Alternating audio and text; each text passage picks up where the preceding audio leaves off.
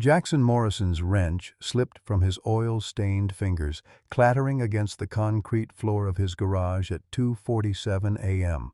The woman standing in his doorway wasn't supposed to exist. Not here, not in Bakersfield's grittiest neighborhood, not wearing a torn designer dress that cost more than his monthly rent.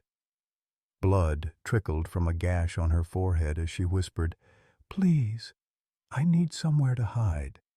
His 8-year-old daughter, Grace, stirred in the back office where she'd fallen asleep waiting for him to finish work. The medical bills scattered across his desk seemed to mock him. $47,000 for Grace's heart condition, and this stranger's Cartier bracelet could probably pay it all.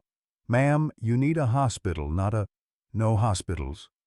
Her voice cracked with desperation that reminded him of his own when the doctors said Grace needed surgery. "No questions, just tonight." "Please." Something in her eyes, the same hollow look he'd seen in his mirror since Sarah died, made him step aside. He had no idea he'd just invited a billionaire's daughter into his broken world, or that she would either save his family or destroy everything he had left. Leave a like, and share your thoughts in the comments along with the city you're watching from now. Let's continue with the story. The Morrison house sat like a weathered testament to better days on Oleander Street, where the American dream had faded to the color of sun-bleached paint and broken promises. Jack pushed open the front door, supporting the mysterious woman who'd given her name as Sarah, a coincidence that twisted his gut like a rusty knife. His wife's name, spoken by a stranger who looked nothing like the woman who'd died in his arms 3 years ago. "Daddy?" Grace's voice drifted from the living room, thick with sleep.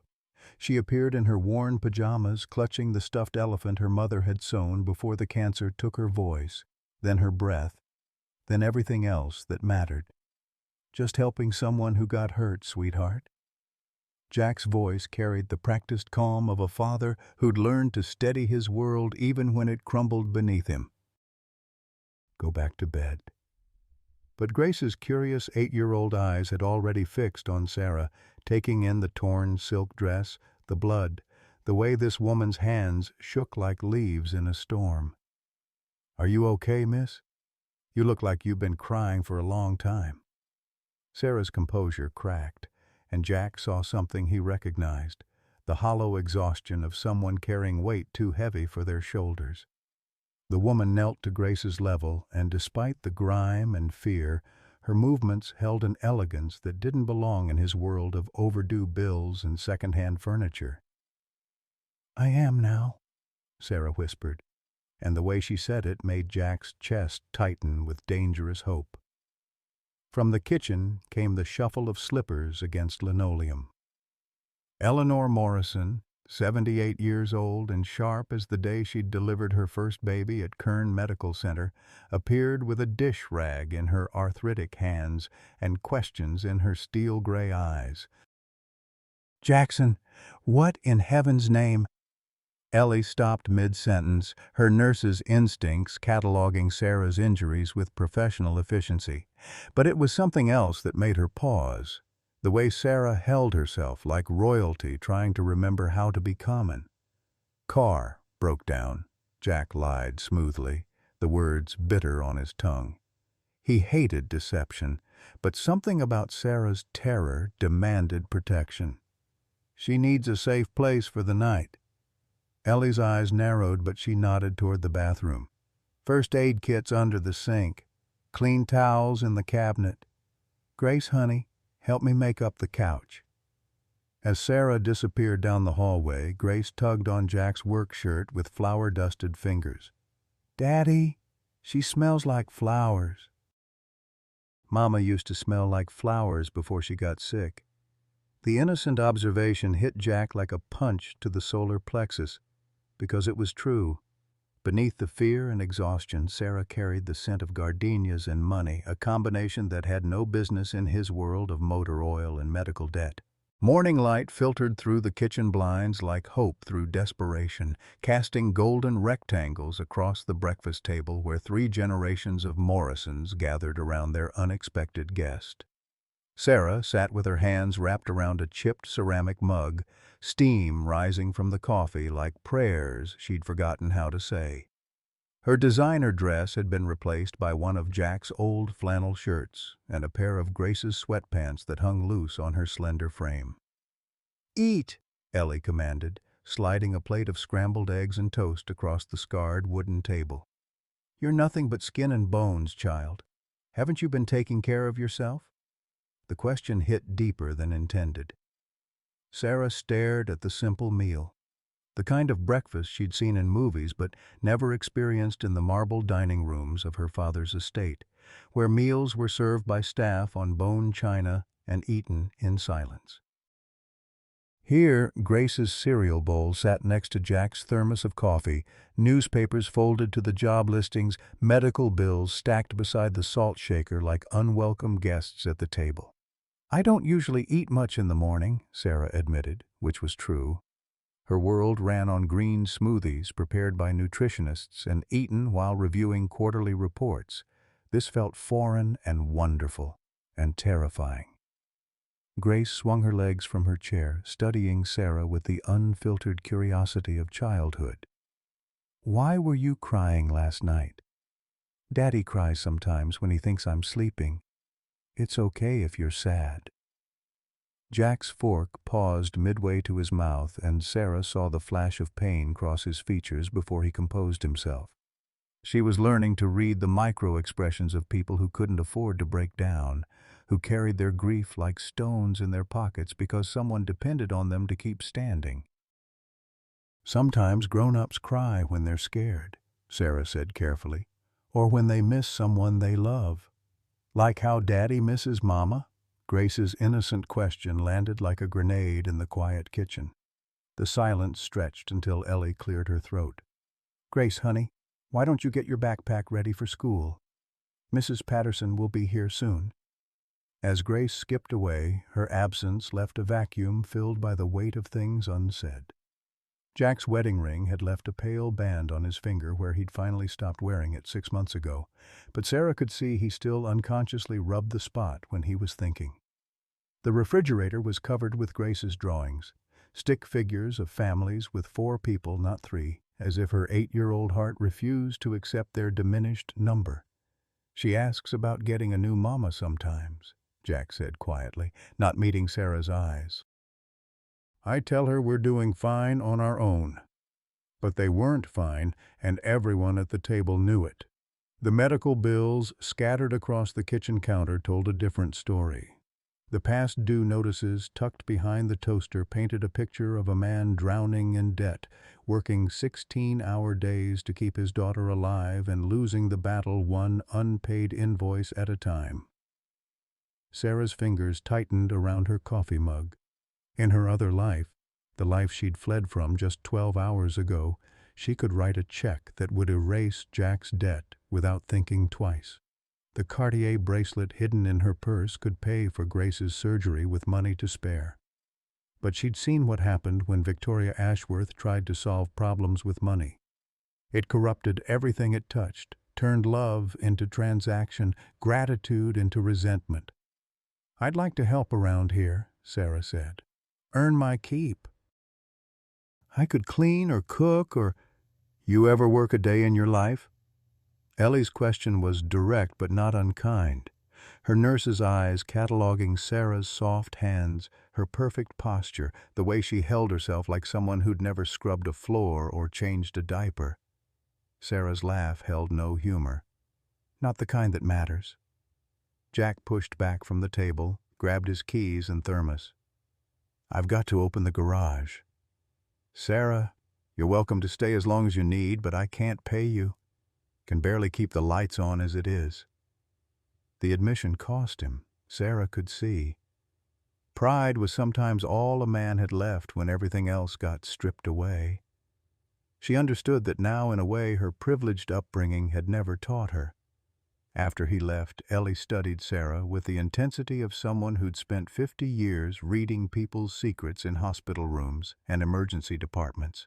That boy's been carrying the world on his shoulders since the day his wife drew her last breath. "Grace is all he's got left to believe in." You seem like a nice enough girl, but if you're running from something that might follow you here and hurt my family—" "It won't," Sarah interrupted, though she wasn't sure she believed it herself. "Good," Ellie said, standing to clear the dishes, "because that man's heart has been broken enough for one lifetime." 3 days into her stay at the Morrison house, Sarah's carefully constructed world began to crack like old paint in the desert sun. She'd volunteered to help at Jack's garage, thinking manual labor might be simpler than the corporate boardrooms she'd fled. She was catastrophically wrong. The wrench slipped from her manicured hands for the third time that morning, clattering against the concrete floor of Morrison's auto repair like an accusation. Motor oil stained her borrowed coveralls, and the simple task of changing brake pads had somehow resulted in hydraulic fluid dripping from her elbows. Jack crouched beside the ancient Buick they were working on, his movements efficient and sure, while Sarah fumbled with tools that felt foreign as surgical instruments in her soft palms. "Maybe start with something easier," Jack suggested, his voice carefully neutral. She could see him calculating the cost of her mistakes, the wasted materials, the time lost, the customer who'd expect his car running by evening. In her old life, incompetence was cushioned by trust funds and family connections. Here, mistakes had immediate, measurable consequences. That afternoon, Grace collapsed during recess at Bakersfield Elementary. The call came while Sarah was attempting to balance the garage's books, her business degree finally useful for something. Jack's phone rang with the harsh insistence of emergency, and she watched his face drain of color as he listened to the school nurse's careful words. "Heart episode," he said, grabbing his keys with hands that shook like autumn leaves. "I have to— Sarah, can you lock up? Tell anyone who comes by I'll be back tomorrow." She wanted to offer comfort, to say something meaningful about hope and healing, but the words died in her throat. Instead, she watched him race toward his truck, a man whose world could crumble with a single phone call, and felt the crushing weight of her own helplessness. At Kern Medical Center, the fluorescent lights cast everything in the sickly pallor of institutions built on other people's misery. Grace lay in the pediatric ICU, her small body dwarfed by machines that beeped and hummed like electronic prayers. Jack sat beside her bed, holding her tiny hand in both of his, while Ellie paced the hallway with the restless energy of someone who'd spent decades in hospitals but never on this side of the tragedy. The cardiologist, Dr. Samuel Brennan, delivered his verdict with the practiced compassion of someone who'd learned to break hearts professionally. "The valve replacement can't wait any longer. We're looking at open-heart surgery within the month, or—" He didn't finish the sentence. He didn't need to. "Cost?" Jack's voice was barely a whisper. "With complications and recovery, you're looking at close to $200,000. Insurance will cover about 60% if we can get approval, but there are no guarantees with pre-existing conditions." Sarah did the math automatically. $120,000. More money than Jack would see in 5 years of 16-hour days, more than most families could imagine having. Less than she'd spent on jewelry the previous Christmas. The irony tasted like copper pennies on her tongue. That night, while Jack kept vigil at Grace's bedside and Ellie dozed in the waiting room chair, Sarah made a decision that would change everything. She called her private banker, a man who'd handled her family's money for 3 generations and never asked uncomfortable questions about large withdrawals. "Victoria?" His surprise was audible even through the encrypted connection. "Your father's been looking for you." "He's quite concerned." "I need you to wire $150,000 to Kern Medical Center," she interrupted. "Patient name Grace Morrison. Make it anonymous. And Marcus? If my father asks about this call, it never happened." The silence stretched like a held breath before he agreed. By morning, Grace's surgery was fully funded by a mysterious benefactor, and Sarah's secret was hanging by a thread as thin as a child's heartbeat. The anonymous payment appeared in Grace's medical account like a miracle wrapped in question marks, and Jack Morrison stared at the hospital billing statement with the expression of a man watching his prayers answered by a stranger's hand. $150,000, deposited overnight, no name attached, no explanation offered. The ICU suddenly felt smaller, the weight of impossible debt lifted from his shoulders only to be replaced by a different kind of burden, the crushing obligation of unearned grace. "Someone made a mistake," Jack told the billing clerk, a tired woman whose desk was a fortress of coffee cups and Kleenex boxes. "This isn't our account. We don't know anyone who has this kind of money." The clerk adjusted her glasses and scrolled through her computer screen with the weary patience of someone who'd seen every permutation of human desperation cross her desk. "Mr. Morrison, the payment is legitimate. Cashier's check, cleared through First National. Your daughter's surgery is fully covered, plus post-operative care." Ellie placed a weathered hand on Jack's arm, her nurse's intuition reading the tension in his shoulders like vital signs on a monitor. "Son, sometimes the Lord works through mysterious ways. Don't go looking gift horses in the mouth when Grace needs this surgery." But Jack's eyes had already found Sarah across the waiting room, where she sat with Grace's small hand in hers, reading from a worn copy of Charlotte's Web, in a voice that carried the careful cadence of someone unused to reading aloud to children. Something in her posture, the way she held herself apart from their relief, as if she carried a secret too heavy for her frame, made Jack's stomach clench with recognition.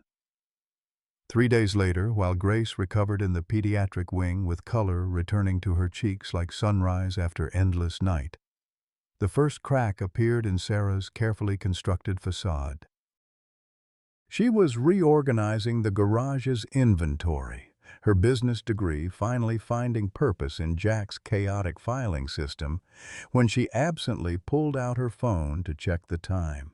The device was nothing like the prepaid burner phone she claimed to have bought at a gas station. This was titanium and crystal, custom designed, the kind of technology that cost more than most people's monthly salary. Jack saw it for only a moment before Sarah's face went white as hospital sheets, and she shoved it back into her purse with hands that trembled like guilty secrets. "That's not a $40 phone," Jack said quietly. Sarah's laugh carried no humor, only the brittle sound of someone whose lies were catching up to her breathing. "I borrowed it from someone. My old one was destroyed in the robbery." "What robbery?" Jack's voice remained calm, but his eyes held the dangerous stillness of a man who'd learned to read deception in the margins of his life. "You never reported it." "I called the police station to ask about your case. There's no record of any robbery that night." The garage fell silent except for the distant hum of traffic on Highway 58, carrying people toward honest destinations while Sarah stood trapped in the amber of her own fabrications. Grace was safe upstairs in the hospital, her heart beating strong and sure, thanks to surgery paid for by phantom benefactors, and Jack was looking at Sarah like a man watching his faith crumble in real time. "Who are you?" The question hung between them like smoke from a house fire, and Sarah realized that 3 weeks of playing at normalcy couldn't erase 26 years of being Victoria Ashworth. Before she could answer, the garage door chimed with the electronic politeness of modern surveillance, and a man stepped inside who made the air itself seem to grow thin with authority. Marcus Wellington wore his wealth like armor. Italian suit tailored to perfection, shoes that cost more than Jack's monthly rent, and the particular breed of confidence that came from never hearing the word no, unless it was followed by an explanation and an alternative. "Victoria?" His voice carried the smooth assurance of boardroom presentations and merger negotiations. "Your little adventure is over. It's time to come home." Jack's wrench clattered to the concrete floor, and Sarah watched 21 days of careful lies evaporate like morning dew under the California sun. Marcus's presence filled the garage like expensive cologne and unwelcome truth, his calculating gaze taking inventory of Jack's modest operation with the dismissive efficiency of someone who'd learned to measure worth in quarterly reports. "Victoria?" Jack's voice cracked on the unfamiliar name, and Sarah saw their fragile trust shatter like Grace's fever dreams. "Your name is Victoria?" "Victoria Ashworth," Marcus supplied with the casual cruelty of someone delivering a business update. "Daughter of Richard Ashworth, heiress to Ashworth Energy. Did you really think she was some random woman who needed rescuing? She's worth more than this entire neighborhood." The silence that followed was the kind that preceded earthquakes, and Sarah watched Jack's face cycle through confusion, recognition, and finally the cold understanding of someone who'd just realized he'd been cast as the fool in someone else's story. "The surgery money," Jack said, each word measured and precise. "That was you." Sarah's nod was barely perceptible, but it carried the weight of confession. "I couldn't let Grace die when I could save her. I couldn't watch you break apart when I had the power to fix it." "Fix it?"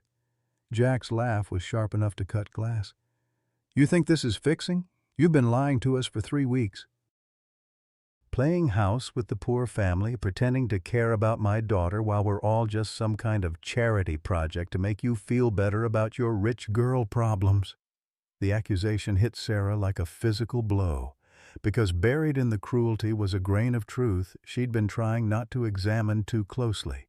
Had she stayed because she genuinely cared, or because their simple life offered her an escape from the suffocating expectations of wealth? Had she fallen in love with Jack, or with the idea of being someone who could love without calculation? "It wasn't like that," she whispered, but her voice lacked conviction. Marcus stepped forward with the predatory grace of someone closing a deal. "Victoria has responsibilities.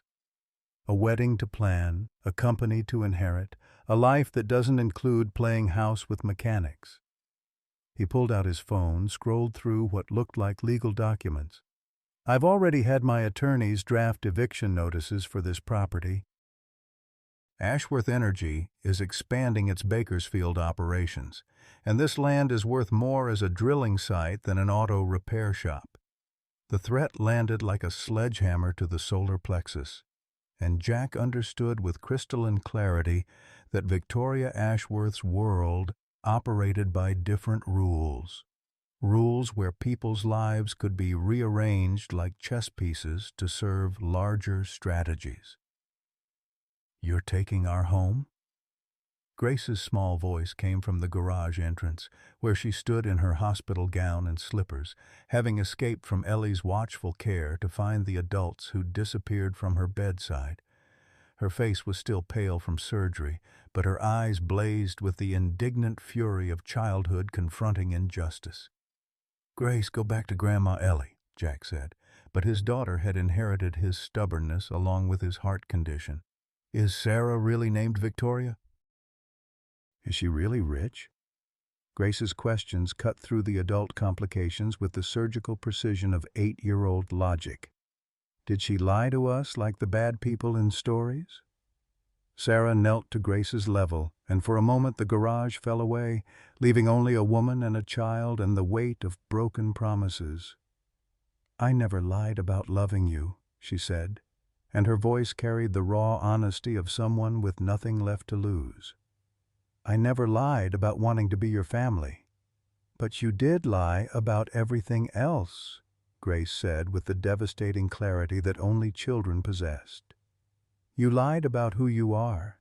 You lied about why you came here.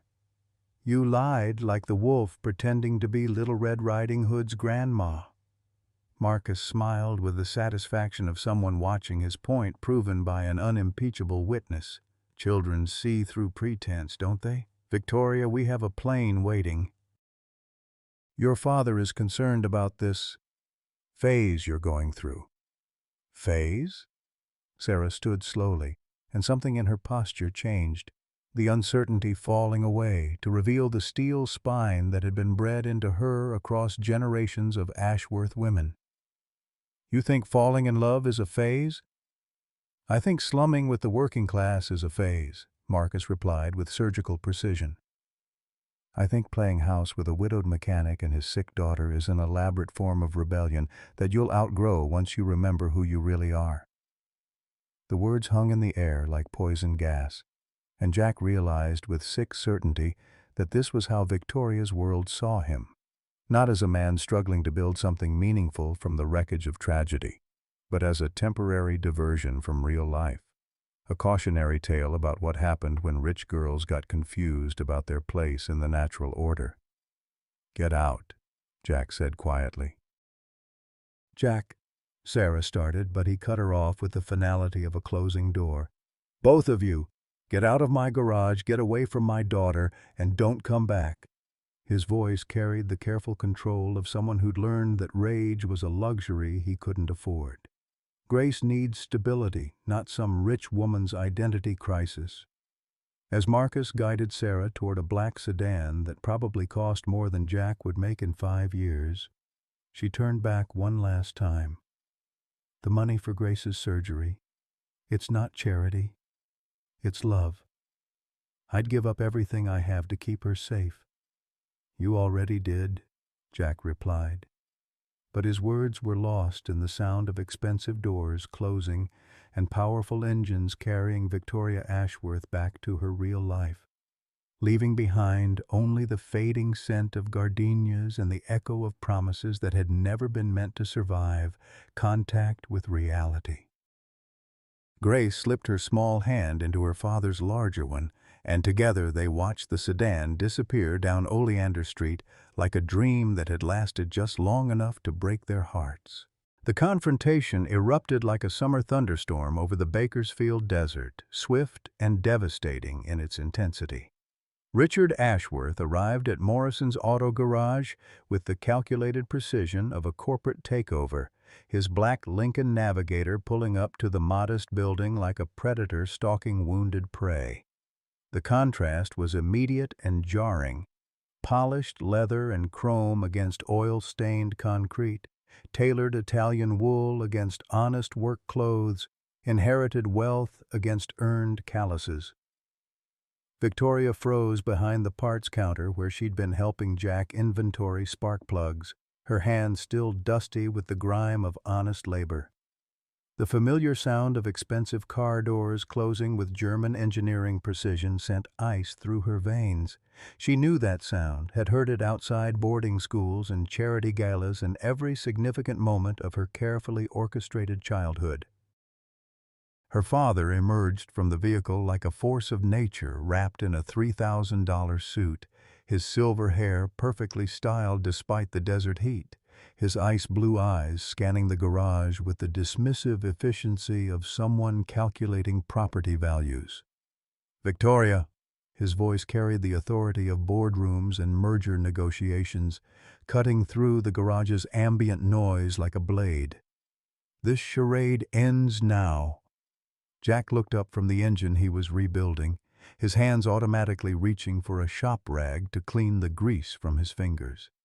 The gesture was instinctive, born of respect for his elders, but Richard's presence filled the small space with such obvious disdain that Jack's movements became defensive rather than deferential. He stepped closer to Victoria, not possessively but protectively, reading the terror in her posture like a language he'd learned during his wife's illness. "Mr. Ashworth?" Jack's voice remained level, though Victoria could see the tension building in his shoulders. "Victoria's told me about you." "Has she?" Richard's smile held no warmth, only the predatory satisfaction of someone who held all the cards and knew it. "I wonder what version of the truth she's been feeding you. Did she mention that she's worth more than this entire neighborhood? That she has responsibilities to shareholders, employees, family legacy that spans 4 generations?" The words hit Jack like physical blows, each revelation adding weight to the growing suspicion that had been building since the anonymous hospital payment. Victoria had been living in his world for weeks, learning to change brake pads and stretch grocery budgets, but she'd never truly belonged to it. She was a tourist in poverty, playing at hardship while her real life waited in boardrooms and trust fund meetings. "Is it true?" Jack asked quietly, his brown eyes fixed on Victoria's face. "About the money?" Victoria's silence stretched like a chasm between them. She wanted to lie, to maintain the illusion that had allowed them to build something real together, but Richard's presence had shattered her ability to pretend. The garage suddenly felt smaller, the tools and equipment around them transforming from instruments of honest work into symbols of the class divide that separated her from everything she'd learned to love. "Answer him, Victoria." Richard's voice carried the casual cruelty of someone accustomed to breaking things that got in his way. "Tell this man who you really are. Tell him about the trust fund, the corporate board seat waiting for you, the arranged engagement to Marcus Wellington that you've been running from like a spoiled child." The arranged engagement. Victoria's face went white as hospital sheets, and Jack saw the final piece of the puzzle click into place. She wasn't just rich. She was engaged. Promised to someone else, playing at love with him while her real life continued in boardrooms and country clubs. "You're engaged?" Jack's voice cracked on the word, and Victoria realized that in all her confessions about wealth and family expectations, she'd never mentioned Marcus. It had seemed irrelevant, a business arrangement she'd rejected completely, but standing in the harsh fluorescent light of the garage with her two worlds colliding, she understood how it looked to Jack. "It's not what you think. It never is." Jack's laugh held no humor, only the bitter recognition of someone who'd been played for a fool. "Let me guess. You needed a little adventure before settling down with Mr. Wellington, slumming it with the mechanic, seeing how the other half lives." "Jack, please." "No." His voice carried the finality of a closing door. "I get it now. The mysterious phone calls, the expensive habits you couldn't quite hide, the way you looked at Grace like she was some kind of exotic pet. We were your charity case, weren't we? Your little social experiment." The accusation cut Victoria deeper than any physical wound, because buried in the cruelty was a grain of truth she'd been trying not to examine. Had she stayed because she genuinely loved them, or because their simple life offered her an escape from the suffocating expectations of wealth? Had she fallen in love with Jack, or with the idea of being someone who could love without calculation? Richard watched the exchange with the satisfaction of someone whose strategy was unfolding exactly as planned. "Victoria, you've made your point. You can survive in the real world, adapt to circumstances, find your inner strength or whatever therapeutic nonsense drove this little adventure. But it's time to come home. Marcus is being patient, but the Wellington merger won't wait indefinitely." "I'm not going anywhere." Victoria's voice was barely above a whisper, but it carried the weight of a decision that would reshape her entire future. "I choose this life.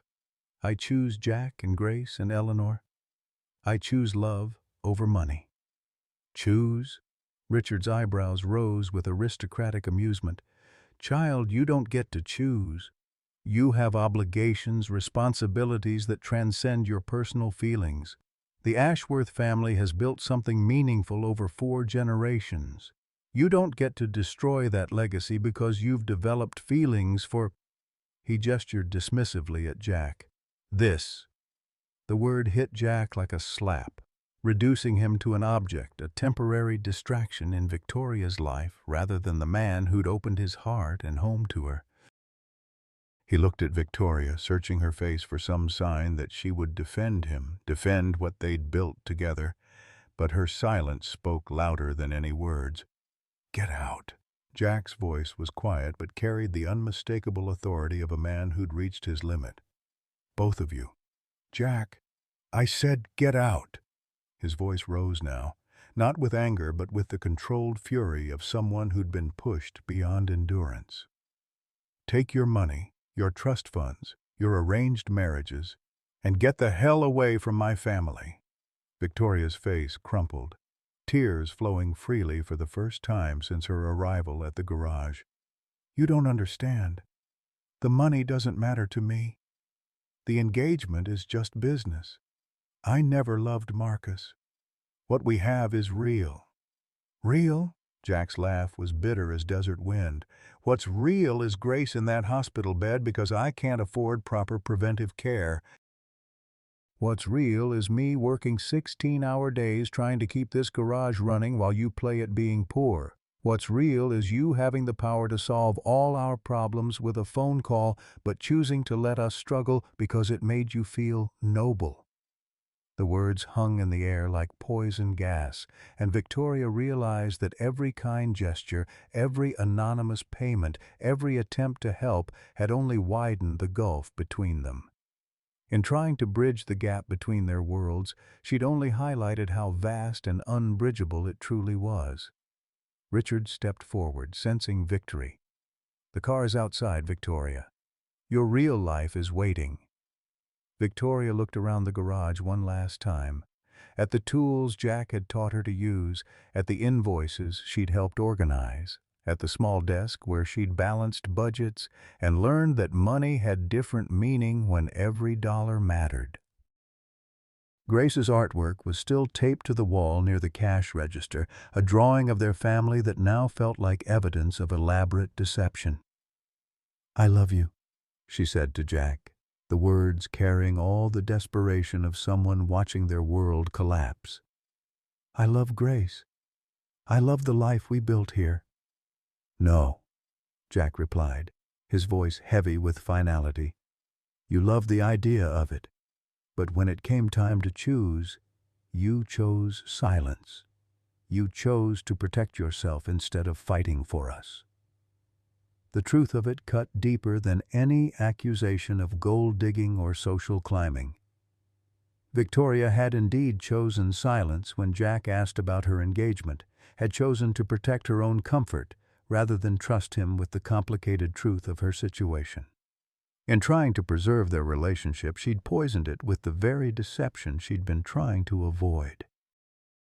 Victoria walked toward the garage entrance on unsteady legs, her designer shoes clicking against concrete that had become as familiar as her childhood home. At the doorway, she turned back one final time, memorizing Jack's face, the oil stain on his collar, the wedding ring tan line that spoke of enduring love, the brown eyes that had looked at her with such tenderness and now held only the cold distance of betrayal. "I would give up everything for you," she whispered. "The money, the company, the family name, everything." Jack's response was barely audible, but it carried the finality of a coffin closing. "You already did." As the Lincoln Navigator pulled away from Morrison's auto garage, carrying Victoria back to a world of boardrooms and arranged marriages, Jack stood in the bay door watching until the expensive car disappeared into traffic. The garage felt different now, smaller somehow, as if Victoria's presence had expanded its walls and her absence had let them contract back to their original modest dimensions. Grace appeared at his elbow, having heard the raised voices from her homework table in the back office. Her curly hair was mussed from leaning over math problems, her small face marked with the confusion of childhood trying to understand adult complications. "Is Sarah really rich, Daddy?" she asked, slipping her small hand into his larger one. Jack squeezed her fingers gently, feeling the weight of explaining complex truths to an 8-year-old heart. "Yes, sweetheart, very rich." "Does that mean she can't love us anymore?" The question hit Jack like a physical blow because it crystallized everything he'd been feeling but couldn't articulate. In his world, love was demonstrated through presence, through showing up day after day, regardless of circumstances. Victoria's wealth hadn't disqualified her from loving them, but her deception had shown that she didn't trust their love enough to be honest about who she truly was. "It means she has choices we don't have." Jack said carefully. And sometimes when people have too many choices, it's hard for them to know what they really want. Grace considered this with the seriousness that marked all her thoughts about family. I think Sarah wanted to stay with us, but her rich daddy made her go away. Maybe, Jack agreed, though he knew the truth was more complicated. Victoria had chosen to go, chosen the familiar comfort of wealth over the uncertain path of love. He couldn't entirely blame her. He'd seen the way Richard Ashworth wielded authority like a weapon, and Victoria had been shaped by that power her entire life. As they walked back into the garage, Grace's hand still securely in his, Jack caught sight of the hospital bills scattered across his desk. Grace's surgery was paid for, but the ongoing medication and follow-up care would stretch his budget beyond breaking. Victoria's anonymous generosity had solved the immediate crisis but created a longer-term dependence that felt uncomfortably like charity. The irony wasn't lost on him. He'd fallen in love with a woman wealthy enough to eliminate every financial worry in his life, but her wealth was precisely what made their love impossible. Some gaps couldn't be bridged by good intentions and genuine feeling. Some differences were too fundamental to overcome. That night, after Grace had gone to bed and Eleanor had retreated to her room with her evening tea, Jack sat alone in his living room staring at the couch where Victoria had slept during her first night in his home. The cushion still held a slight indentation from her body, and he found himself wondering if she was sleeping in silk sheets tonight, surrounded by luxury that made his modest furniture look shabby by comparison. Outside, Bakersfield continued its working-class existence, unaware that for 3 weeks a billionaire's daughter had walked among them, learning their struggles and sharing their simple pleasures. The experience had changed Victoria. Jack could see that in the calluses on her hands and the confidence with which she'd handled the garage's daily operations. But it hadn't changed her enough to overcome 26 years of privilege and expectation. Love, Jack realized, wasn't always enough. Sometimes the distance between two worlds was simply too vast to cross, no matter how desperately two hearts wanted to meet in the middle. The months following Victoria's departure stretched like an endless winter, though the California sun continued its relentless assault on Bakersfield's cracked pavement. Jack Morrison moved through his days with the mechanical precision of someone whose heart had been surgically removed, leaving only the essential functions necessary for survival. He opened the garage at 7 each morning, closed it at 6 each evening, and spent the hours between maintaining a careful focus on carburetors and brake systems, mechanical problems with mechanical solutions that didn't require emotional investment. Grace's recovery progressed beautifully, her young heart adapting to the surgical repairs with the resilience that made pediatric cardiology both hopeful and heartbreaking. But her emotional healing lagged behind her physical restoration.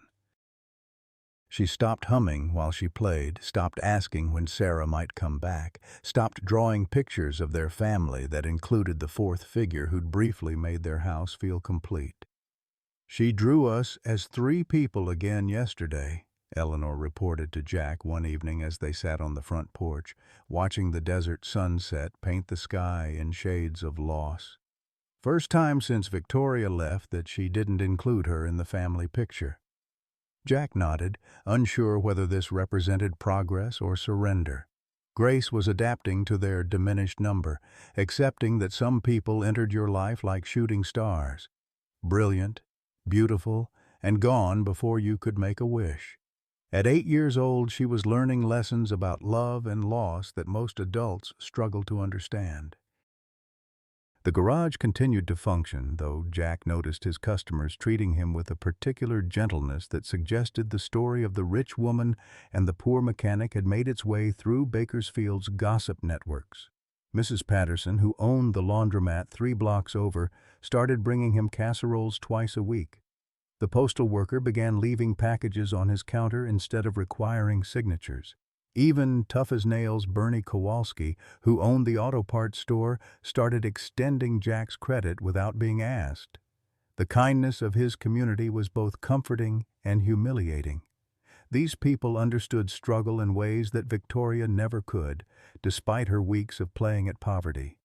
They knew what it meant to choose between groceries and gas, between fixing the truck and fixing the roof, between pride and practicality.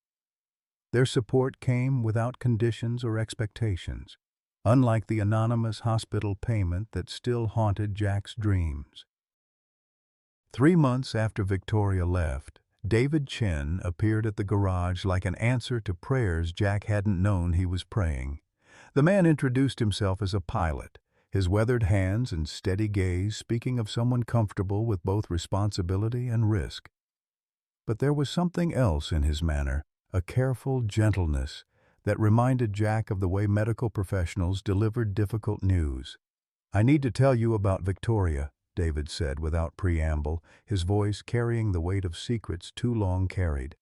"About who she really is and why she ended up in your garage that night."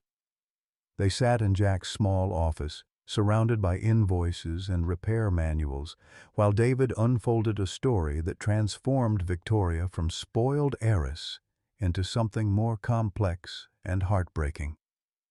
The plane crash that killed her mother when Victoria was 10. The pilot, David himself, who'd pulled her from the wreckage but couldn't save Elizabeth Ashworth. The years of guilt and separation, the father who'd blamed David for surviving when his wife hadn't, the daughter who'd grown up believing love was a luxury she couldn't afford to trust.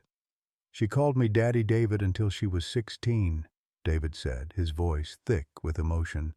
"Then Richard decided I was a bad influence, that I reminded Victoria too much of the accident. He had lawyers draft papers, restraining orders.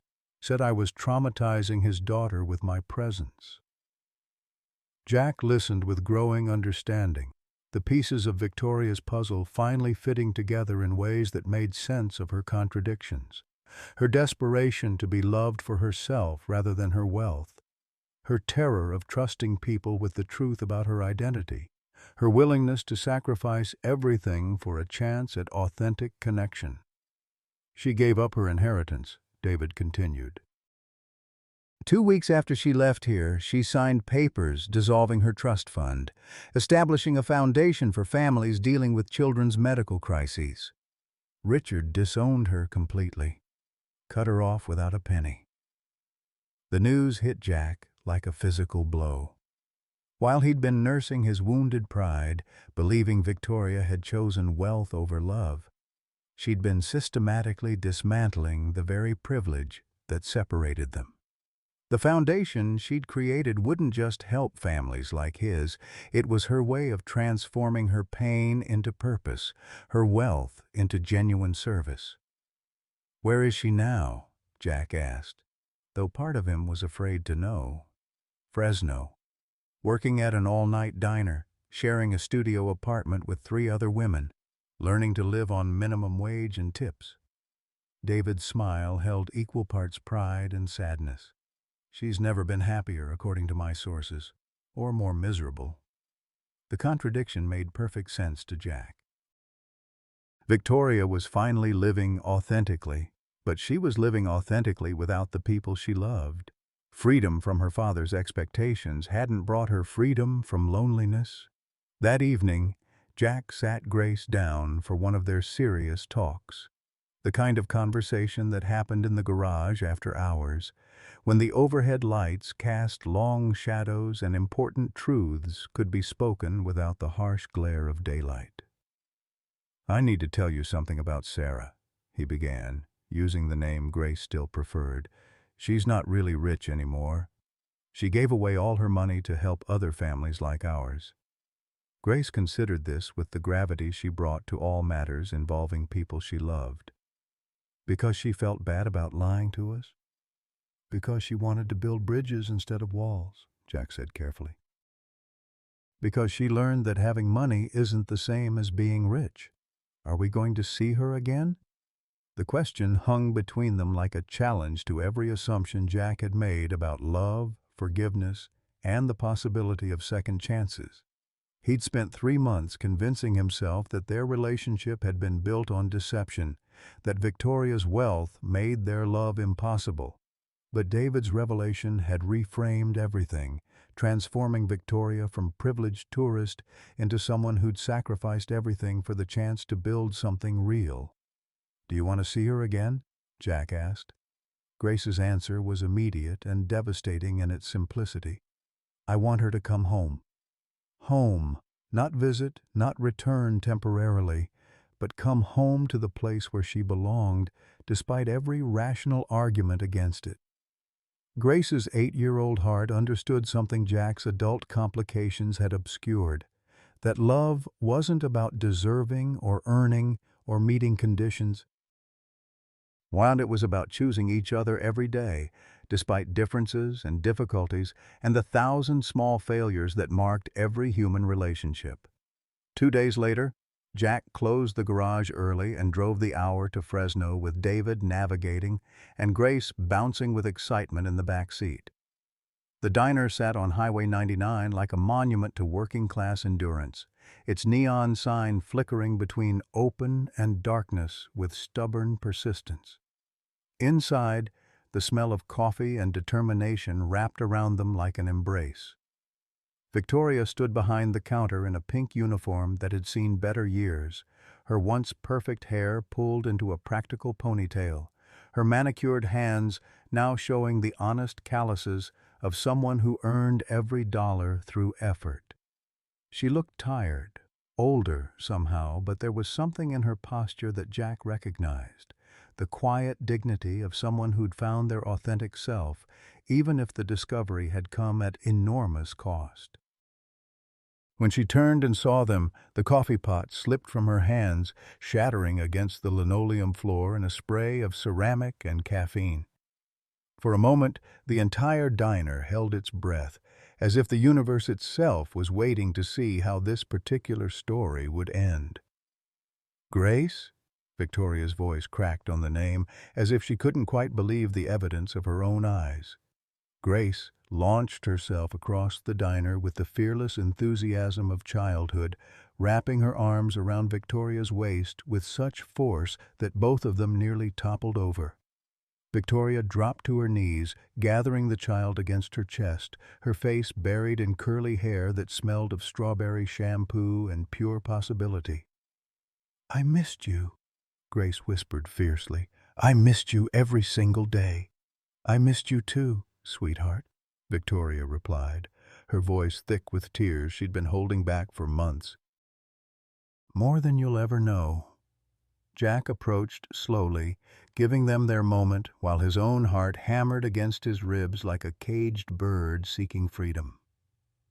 Victoria looked up at him over Grace's head, her eyes reflecting every emotion he'd been trying to suppress: love, hope, regret, and the desperate vulnerability of someone who'd lost everything and found it might not matter if she could reclaim what truly counted. "I heard about the foundation," Jack said quietly, "about what you sacrificed." Victoria stood slowly, Grace still clinging to her waist, and for the first time in months her smile reached her eyes. "I didn't sacrifice anything that mattered.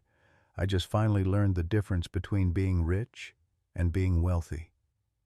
The diner around them buzzed with the quiet conversations of people trying to pretend they weren't witnessing something profound, but Jack barely noticed.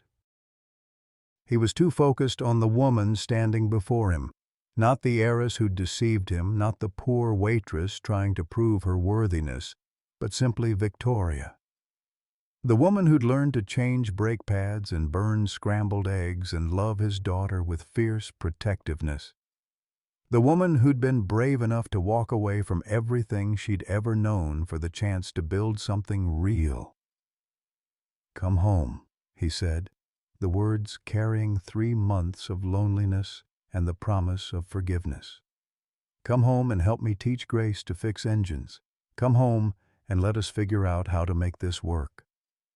Victoria's answer was lost in the kiss that followed, but Grace's delighted squeal of "yes" spoke for all of them, announcing to the diner and the universe that some love stories were strong enough to survive money, pride, and the particular complications that came from trying to build bridges across impossible divides. Outside, the California sun painted everything golden, and for the first time in months, the future felt like something worth believing in. The miracle arrived at 3:17 a.m. on a Tuesday, delivered not by angels but by a helicopter pilot named David Chen, who'd been carrying guilt like stones in his chest for 16 years. He stood in the ICU waiting room where Jack had been keeping vigil for 18 hours straight, Grace's condition deteriorating despite the successful surgery, her young heart struggling against complications that Dr. Brennan couldn't fully explain. "Mr. Morrison?"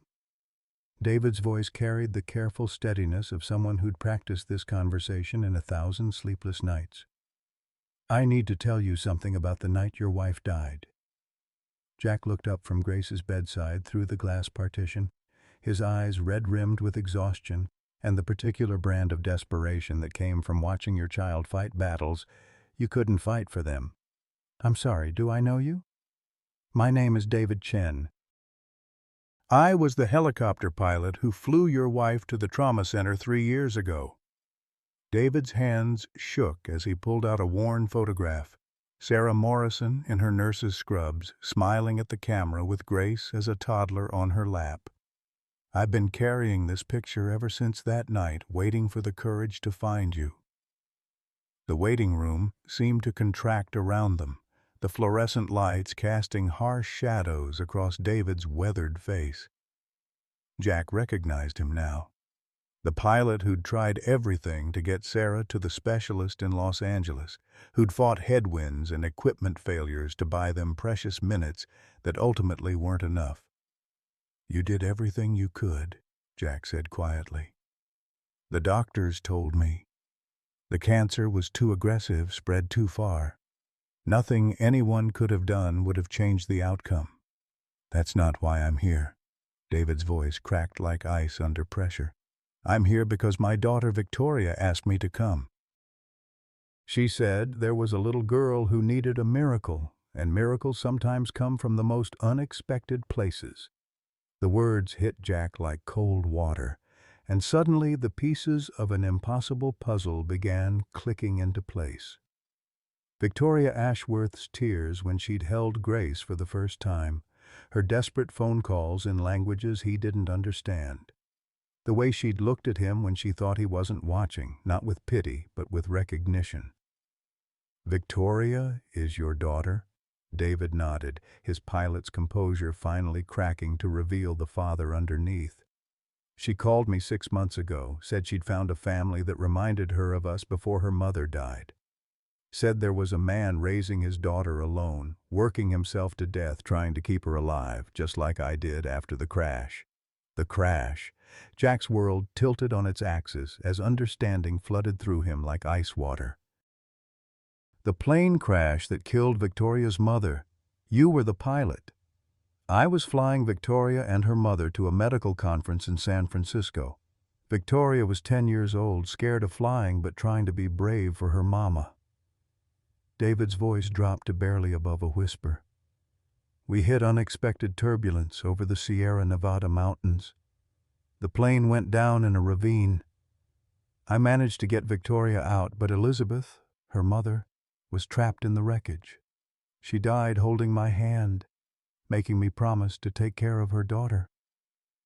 The ICU suddenly felt smaller, the beeping of Grace's monitors creating a rhythm that matched Jack's racing heartbeat.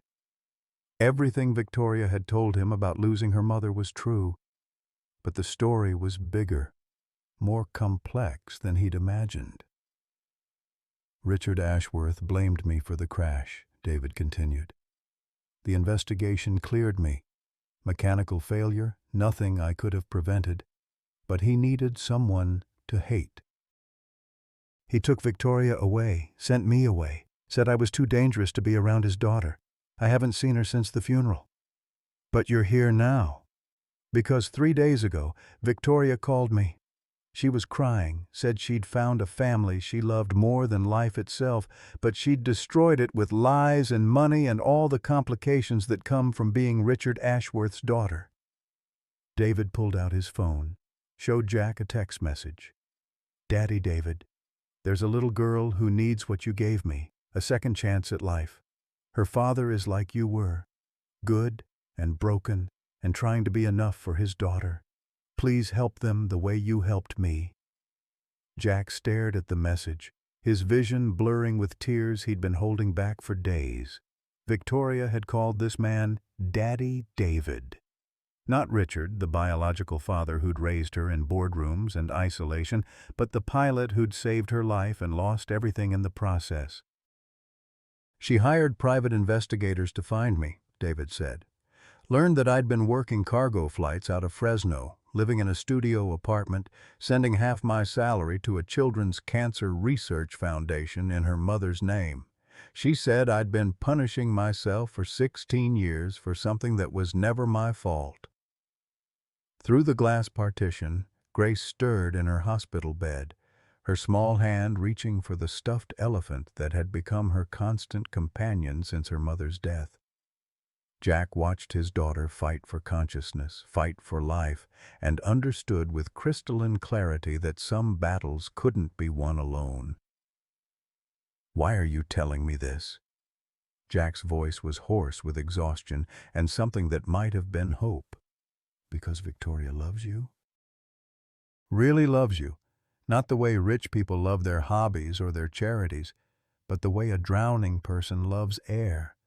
David's eyes held the weight of 16 years of regret and the possibility of redemption. "She gave up her inheritance yesterday. Told Richard she'd rather be poor with people who loved her than rich and alone. He disowned her, cut her off from everything." The words hit Jack like a physical blow. Victoria had sacrificed everything, her fortune, her security, her family, for a love that he'd thrown back in her face with the cruelty of wounded pride. She signed over her trust fund to establish a foundation for single parents dealing with children's medical crises, David continued. The Victoria Ashworth Foundation for Families in Crisis. She said if she couldn't save her own family, maybe she could save others. Jack's hands shook as the magnitude of Victoria's sacrifice became clear. She hadn't just been playing house with his emotions, she'd been willing to give up everything she'd ever known for the chance to build something real with him and Grace. Where is she now? Working at a diner in Fresno, sharing a studio apartment with 3 other women, trying to figure out how to live in the world she chose instead of the one she inherited. David's smile held equal parts pride and sadness. "She's learning to survive on tips and minimum wage, and according to my sources, she's never been happier." The ICU doors opened with the pneumatic whisper of hospital efficiency, and Dr. Brennan approached with the measured steps of someone carrying news that could reshape a family's future. His face was carefully neutral, giving nothing away until he reached Jack's side. "Mr. Morrison, Grace is responding better than we hoped. The inflammation around her heart is decreasing. Her vitals are stabilizing. I think we're looking at a full recovery." Jack's knees went weak with relief, and David caught his arm with the steady grip of someone who'd learned to navigate turbulence. Through the glass, Grace opened her eyes and smiled, the first genuine smile Jack had seen from her since Victoria left. "Daddy?" Grace's voice was barely a whisper, but it carried across the ICU like a prayer answered. "Is Sarah coming back? I dreamed she was here holding my hand." Jack looked at David, seeing not the pilot who'd failed to save his wife, but the man who'd saved Victoria and was now offering him the chance to save his own family from the wreckage of pride and misunderstanding. "I need to find her," Jack said. "We need to find her," David corrected. "I've got a plane fueled and ready at the Bakersfield airport." "It's time to bring my daughter home, and time for you to bring yours back too." As they prepared to leave the hospital, Grace sleeping peacefully for the first time in days, Jack realized that sometimes miracles came not from mysterious benefactors or anonymous donations, but from people brave enough to face their own failures and transform them into second chances. The helicopter pilot, who'd been carrying guilt for 16 years, was about to become the instrument of redemption for two families torn apart by tragedy and brought together by love that refused to accept defeat. The Fresno diner sat on Highway 99 like a forgotten promise, its neon sign flickering between open and darkness with the persistence of hope in hard times. Jack Morrison pushed through the glass doors with David Chen beside him, both men carrying the weight of 16 years of regret and 3 days of desperate searching. The smell of coffee and bacon grease wrapped around them like working-class incense, and somewhere behind the counter, a woman's voice called out orders with the efficiency of someone who'd learned to survive on tips and determination. Victoria stood with her back to the door, her once perfect hair pulled into a practical ponytail, her manicured hands now calloused from dishwater and hot plates. She wore a pink uniform that had seen better decades, her name tag reading Vicky in cheerful script that seemed to mock the complexity of her situation. Jack watched her pour coffee for a trucker who barely acknowledged her existence, and his heart broke for the woman who'd traded boardrooms for breakfast orders because she'd chosen love over luxury. Victoria. David's voice carried across the diner like a prayer finally finding its target. She turned slowly, the coffee pot trembling in her grip as she took in the impossible sight of the two men who represented every choice she'd made and lost. Her face cycled through surprise, hope, and the careful neutrality of someone who'd been hurt too deeply to trust in happy endings. "Daddy David?" The name came out cracked, vulnerable. The voice of a 10-year-old girl who'd lost her mother in twisted metal and mountain wind. "Jack, why are you—" "Grace is asking for you," Jack said, cutting through the complicated explanations that would come later. "She's going to be okay, but she wants her Sarah to come home." The coffee pot slipped from Victoria's hands, shattering against the linoleum floor in a spray of ceramic and caffeine. The other waitress, a woman with kind eyes and calloused hands who'd become Victoria's unlikely mentor in survival, moved quickly to clean the mess while shooting protective glances at the men who'd clearly upset her co-worker. "I'll cover your tables, honey," the woman said quietly. "Take your break." Victoria's hands shook as she untied her apron, her movements mechanical, as if her body had forgotten how to process hope. She led them to a corner booth where the vinyl seats were cracked but clean, where the fluorescent lights cast everything in the harsh honesty of places where people came to rebuild their lives from scratch. "Grace is really okay?" Victoria's voice was barely above a whisper. "Her heart is healing," Jack said, sliding into the booth across from her. "But she's been asking for you every day. She doesn't understand why Sarah left, why the woman who read her bedtime stories and helped with her homework just disappeared."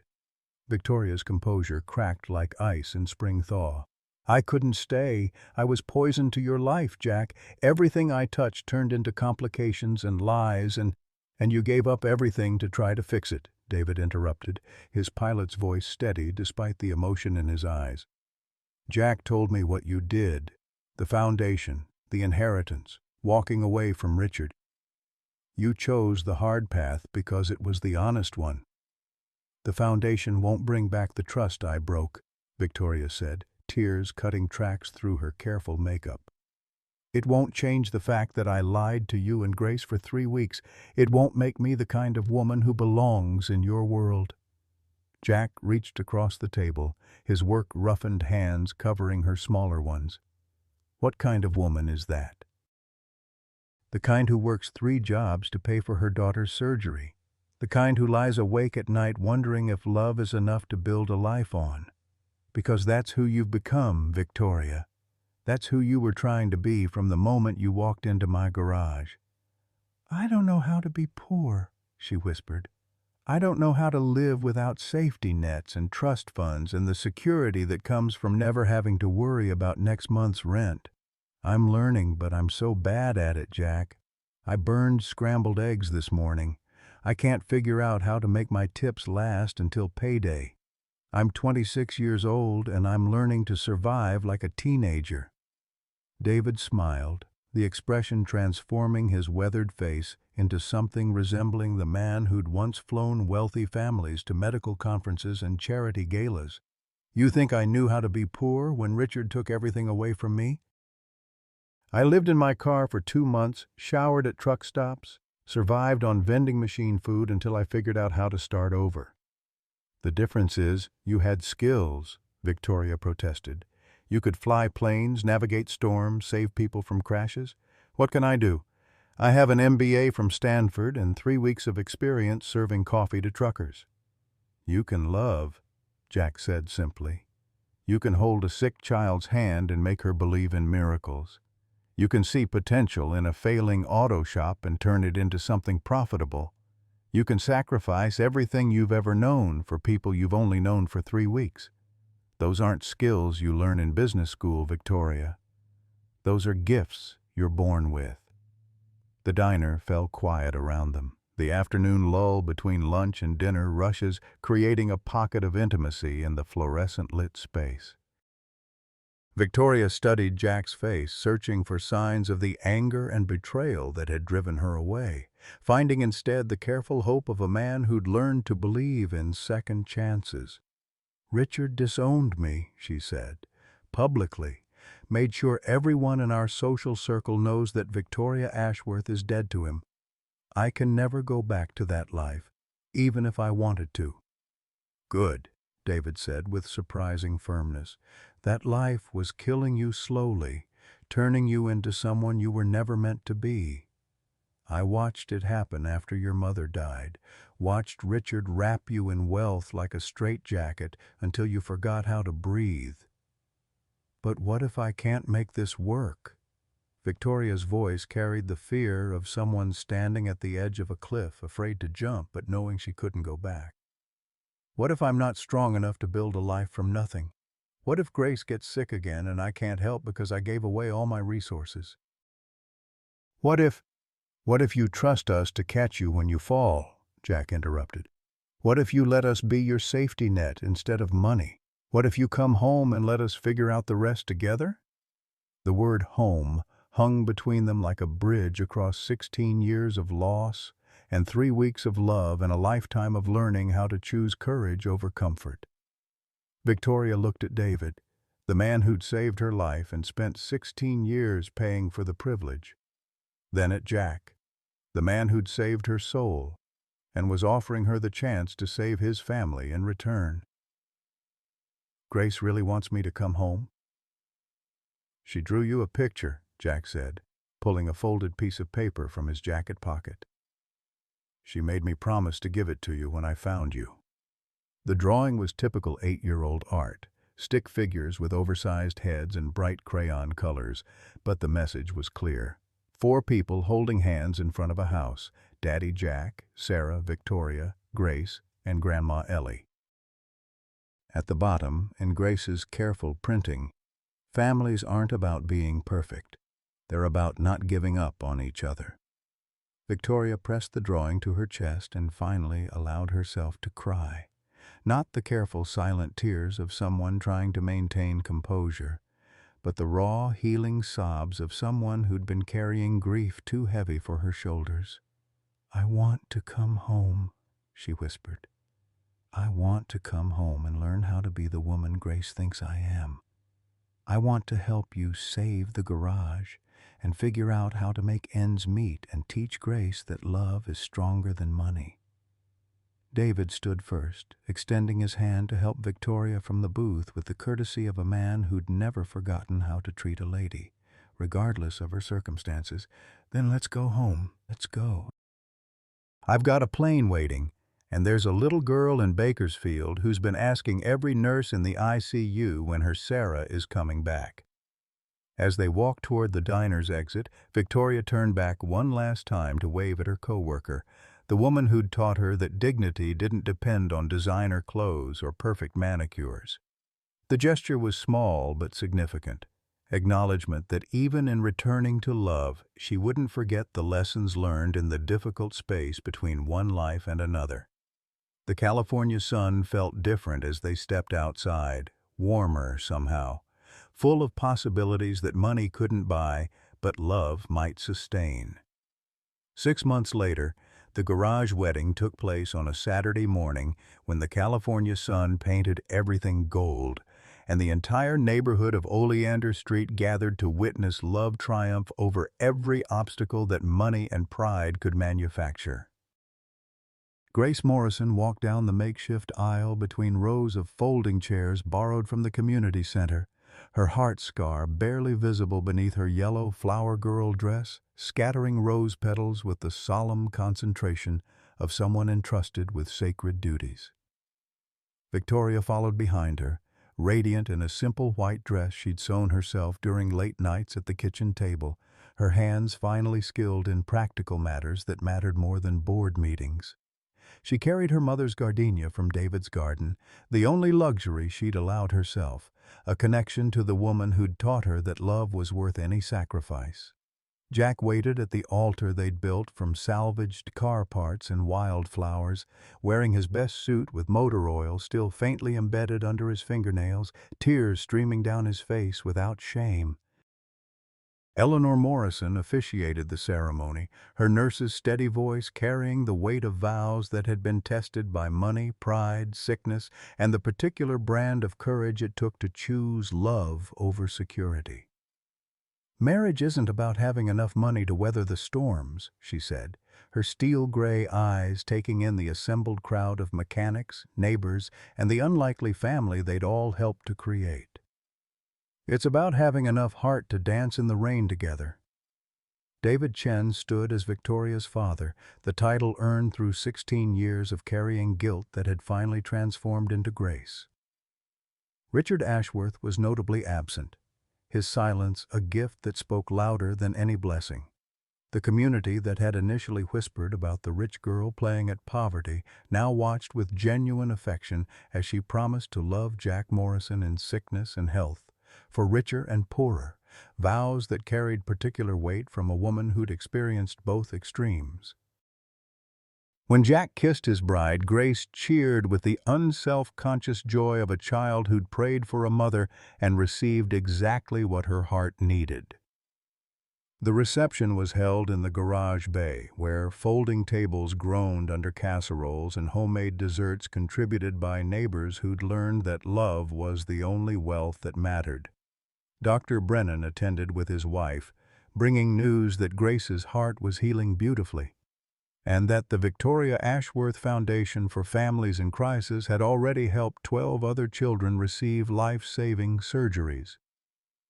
"You've created something bigger than yourselves," he told Victoria, as they danced to music from a borrowed sound system. "Every family you help carries forward the love that started here." The dancing lasted until sunset, when Grace fell asleep in Victoria's arms, and the last guests drifted home to their own complicated lives. Jack and Victoria sat on the front porch of their small house, Grace curled between them like a bridge, connecting two hearts that had found their way to each other through loss, lies, and the particular grace that came from learning to forgive. "Regrets?" Jack asked, his arm around Victoria's shoulders as they watched the first stars appear over Bakersfield. "Only one," Victoria replied, adjusting Grace's blanket with the tender efficiency of someone who'd learned that motherhood was a choice made new each day. "I wish my mother could have met you, could have seen that the life she wanted for me wasn't about money or status. It was about finding someone who would love me even when I was broken." Eleanor emerged from the house carrying 3 cups of her legendary hot chocolate, the recipe perfected over 50 years of family celebrations and quiet defeats. "Your mama's watching, child," she said with the certainty of someone who'd seen enough of life and death to understand that love transcended both. "She's watching, and she's proud." The months that followed weren't easy, but they were honest in ways that Victoria's privileged life had never been. She learned to stretch grocery budgets and patch clothes and find joy in small victories like Grace's perfect spelling test or Jack's successful bid to expand the garage. They fought about money and schedules and the 100 small compromises that marriage demanded, but they fought fairly and forgave quickly and remembered that they'd chosen each other despite every reason to walk away. Grace thrived in ways that transcended her physical healing. She learned to play piano on an old upright donated by a customer whose car Jack had rescued from mechanical death, her small fingers picking out melodies that filled their home with music. She drew constantly, pictures of their family, their neighbors, the garage where her parents worked side by side, each drawing a testament to the security that came from being unconditionally loved. David became a regular visitor, teaching Grace to identify birds and telling her stories about her step-grandmother Elizabeth that kept the woman's memory alive in new ways. He and Jack developed an unlikely friendship built on their shared understanding of what it meant to love someone so much you'd carry guilt for failing to save them.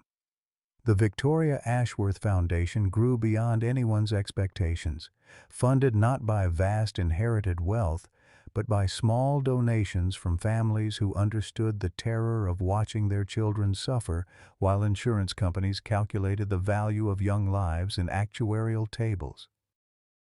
Victoria testified before congressional committees about health care reform, her voice steady as she spoke about the American families who shouldn't have to choose between bankruptcy and their children's lives. On Grace's 9th birthday, she made a wish that she whispered only to Victoria during their bedtime story ritual. "I wished that all the kids like me, the ones with broken hearts, could find families like ours, families that don't give up even when things get really hard." Victoria kissed her stepdaughter's forehead, breathing in the scent of childhood and possibility that no amount of money could purchase. "You know what, sweetheart? I think that wish is going to come true. One family at a time, one heart at a time, one choice at a time to love instead of walk away."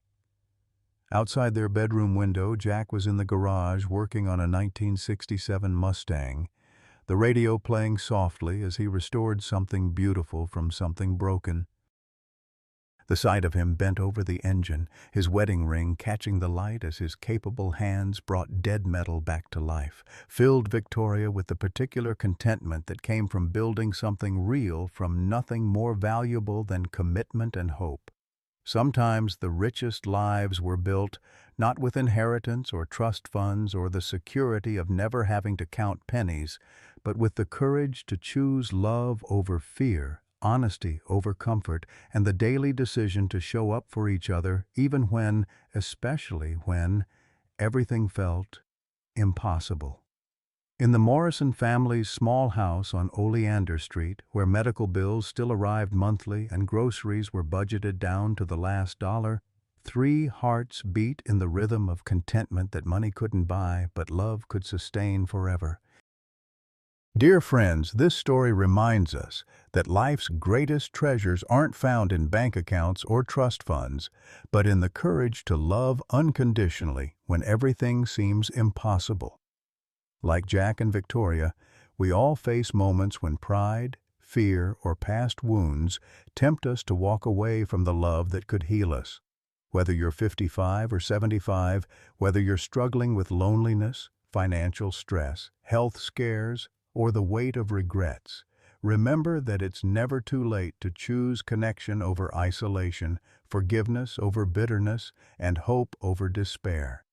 Every day offers a new chance to build something beautiful from something broken, to find family in unexpected places, and to discover that the love we give away returns to us multiplied. Your story isn't finished yet, and your heart, no matter how wounded, still has room for miracles.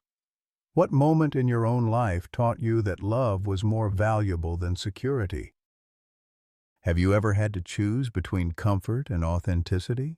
And what did that choice teach you about what really matters?